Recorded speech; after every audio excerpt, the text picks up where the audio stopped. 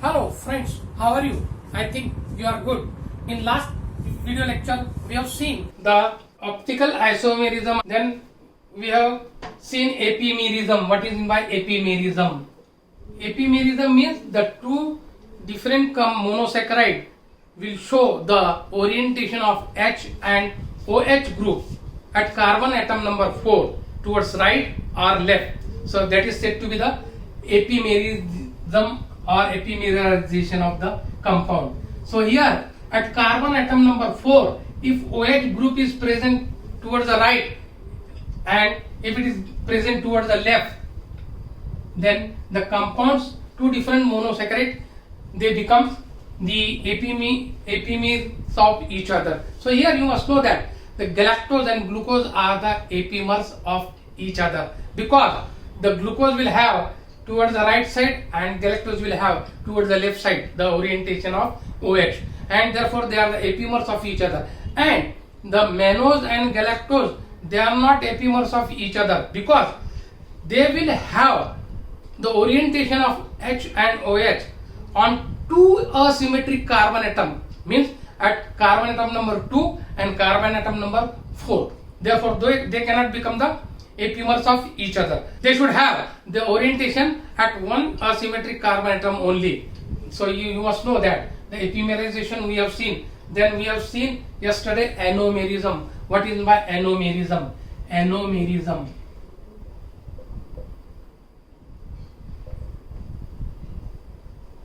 The straight open chain structure, that is known as Fischer projection formula. This open chain will be converted to the cyclic chain in a solution. For example, glucose and fructose, they give the cyclic structure in a solution, and therefore the cyclic structure, due to this cyclic structure at terminal carbon atom, it becomes asymmetric.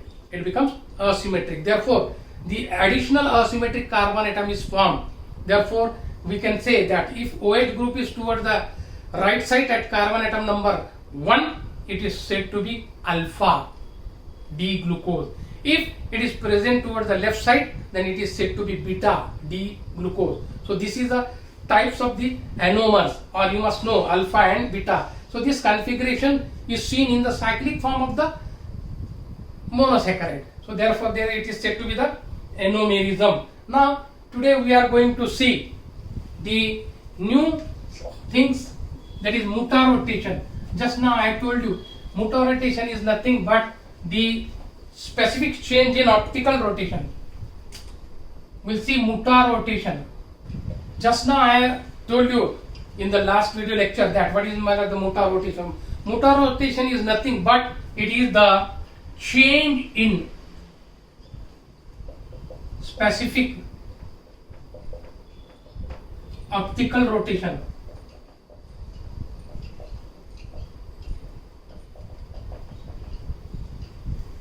Change in specific optical rotation till it shows the equilibrium. Till it shows the equilibrium means that this rotation will be as per the time. Means, for example, alpha D glucose,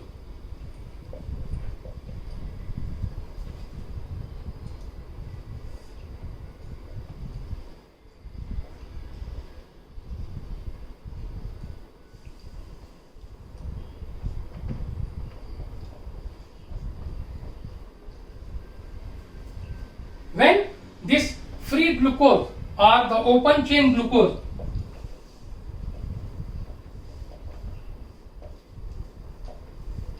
it will be converted to alpha or beta. So you can see that when this mutarotation is nothing, change in specific optical rotation till it shows the equilibrium, and this is possible only in the interconversion of the alpha and beta D glucose.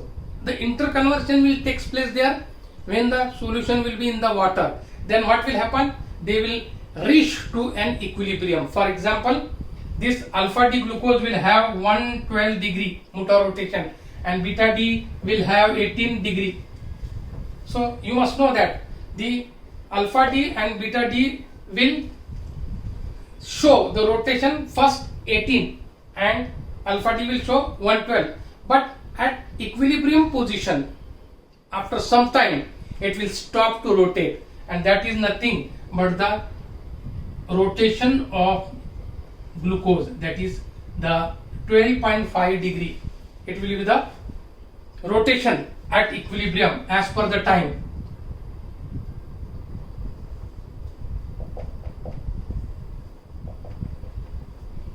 Means a time comes when it stops rotating, therefore it will show the 12.5 degree rotation at last. Therefore you must know the interconversion of alpha D and beta D will show the rotation of D glucose, that is 12.5 degree.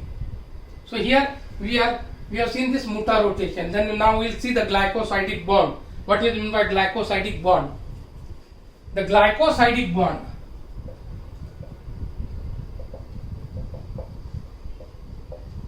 these bonds takes place during the combination of two molecules. Here, for example, the OH group of first monosaccharide will join to the OH group of another molecule.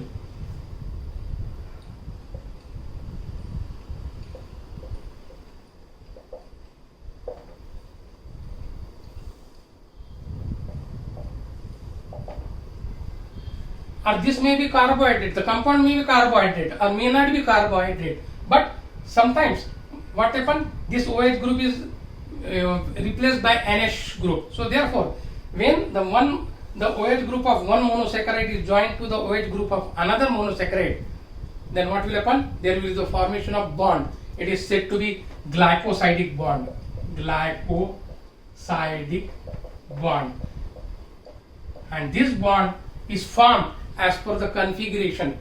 The configuration can be alpha or D of these molecules. If it belongs to alpha, it will belong to beta. It may belongs to alpha, it may belongs to beta. So the joining of the two molecules depend upon the configuration, that is alpha and beta. So you must know the monosaccharide will join. Suppose this is one monosaccharide, this is 2, this is 3, this is 4, this is 5, this is 6. So here the monosaccharide will join by bond called as glycosidic bond, and this is nothing but it is a covalent bond. So monosaccharide comes together and they form disaccharide, oligosaccharide and polysaccharide also. They form disaccharide, oligosaccharide and polysaccharide. So you must know that the monosaccharide comes together and they form disaccharide. Di means two molecules. If two molecules of monosaccharide is there, disaccharide will form. If more than two molecules will be there, 10 molecules will be there, it will be oligosaccharide. If more than 10 means many, it is polysaccharide. So you must know that the monosaccharides are joined with the help of a bond is known as glycosidic bond or covalent bond. So you must know that this glycosidic bond, it will form OH. The aldose will join with OH and it will form hemiacetal group. Hemiacetal group. And if ketone is there, ketone sugar, it will join to the another OH of the another monosaccharide. It will form hemiketal group. So this will be the formation of the group hemiacetal and hemiketal. So these are nothing but the glycosidic bond. Now here you must know that these glycosidic bonds are present in different compounds and they are very important as far as the treatment is concerned. That is known as the therapeutic use of the glycosidic bond in the compound. So here you must know some compounds they contain the glycosidic bond. For example, we can say that drugs or tablet they contain the glycosidic bond in its structure. For example, dioxazine, it is a tablet or we can say the drug. It is necessary for the treatment of heart failure.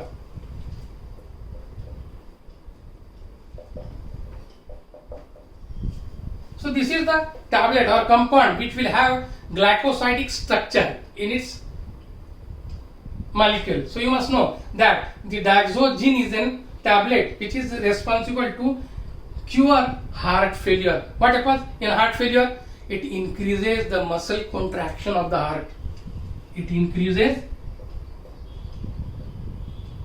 muscle contraction. You must know during the heartbeat, contraction and relaxation is very important. If it increases or decreases, that can cause the heart disease or cardiac disease. So you must know the dioxazine is a compound or which will have the glycosidic bond in the tablet. It will be responsive to increase the muscle contraction or heart failure. The another compound is known as digitonine. This digitonine tablet, it is responsible for the cardiac, it acts as a cardiac stimulant. Cardiac stimulant. So this is the important function of this digitonine. The another compound that is called as doxorubicin. Doxorubicin. This is the compound which is responsible to cure cancers. To cure the cancer. If someone is suffering from the cancer, these tablets are given to the patient. So here the another tablet called as antibiotics. You know, most of the time the doctors prescribe antibiotics. If suppose someone is suffering from fever and if he has given only paracetamol, then the patient will go again to him, sir, no decreasing in the fever, so he will start the antibiotics. Because it is for the bacterial infection. If the person is suffering from bacterial infection, he will refer the antibiotics. So antibiotics like streptomycin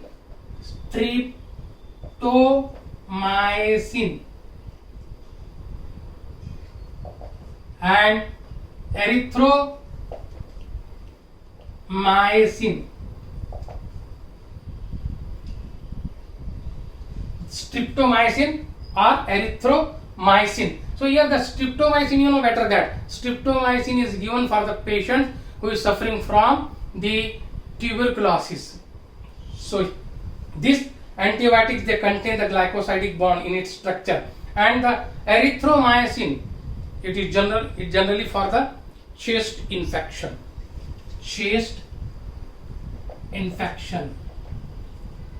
skin infection, and for the infection of the tooth also, the tooth infection.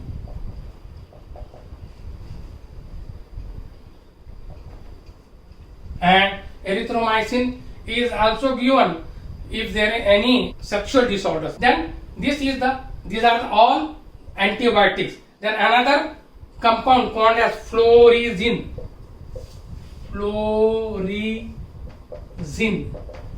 This tablet is having glycosidic linkage in its structure, and this is responsible for the kidney diseases.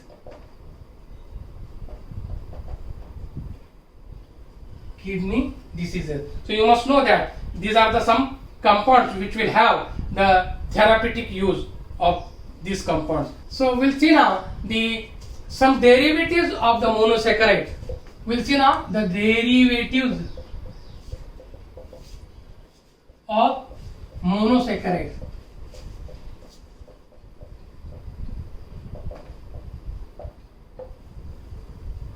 Some derivatives are there of this monosaccharide, in which the first derivative will be that the phosphoric acid ester. Phosphoric acid ester, or the formation of phosphoric acid ester. So here phosphoric crystal monosaccharide. So you must know here the phosphoric acid ester means the phosphoric acid. Phosphoric acid plus. You must know that the phosphoric acid will be added to the monosaccharide and means that the phosphorylation will take place.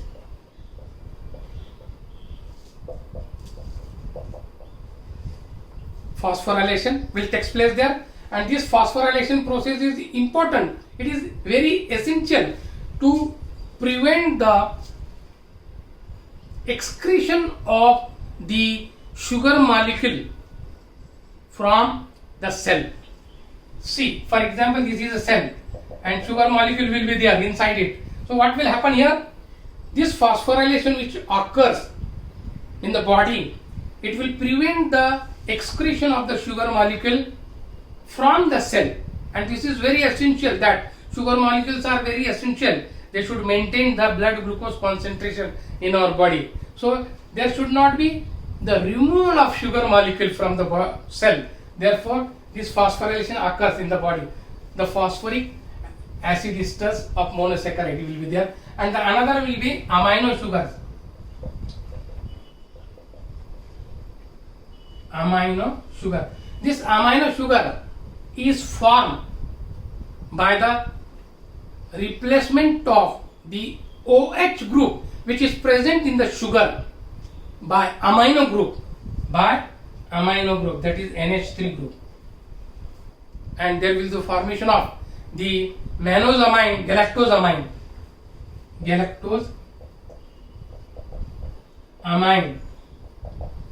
mannose-amine. These are the compounds. They are the compounds belongs to glycolipid, glycoprotein, proteoglycans, and to some antibiotics also. So here you must know this amino sugars are formed by the replacement of OH group.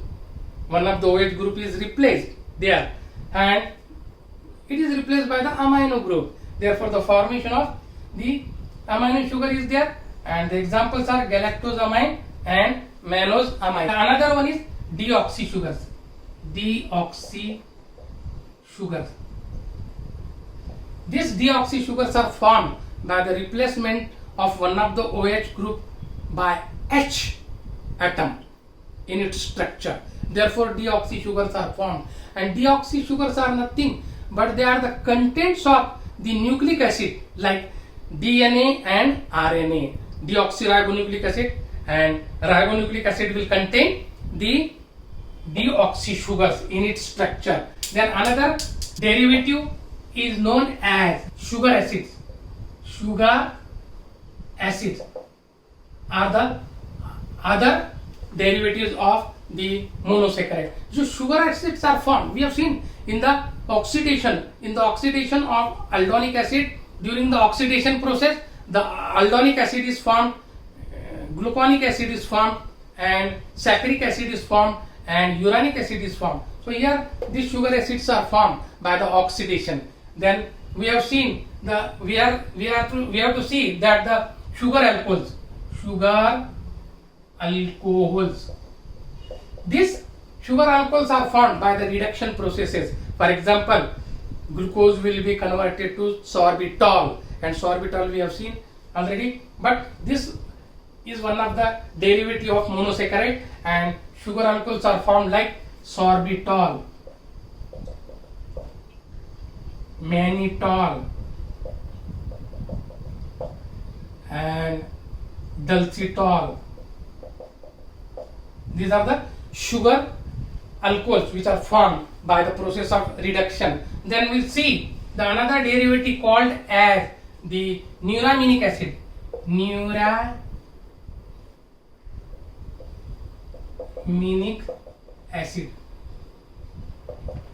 Neuraminic acid is formed by the combination of mannose-amine plus pyruvate. Now this mannose-amine we have seen that in the amino sugars, this mannose-amine will join with pyruvate. Where from this pyruvate come? This pyruvate come from the process of glycolysis. Glycolysis is nothing but it is a metabolic process. The oxidation of glucose will take place to pyruvate by a series of reaction. So here this pyruvate is nothing but the intermediate in the process of the glycolysis. We cannot say the last compound because this pyruvate later on will be converted to lactate in muscles. Therefore, we cannot say pyruvate is the last compound in the process of glycolysis. So here you can say that the pyruvate, when mannose-amine will join to pyruvate, it will form neuraminic acid. And the another thing is that sialic acid is given here. Sialic acid.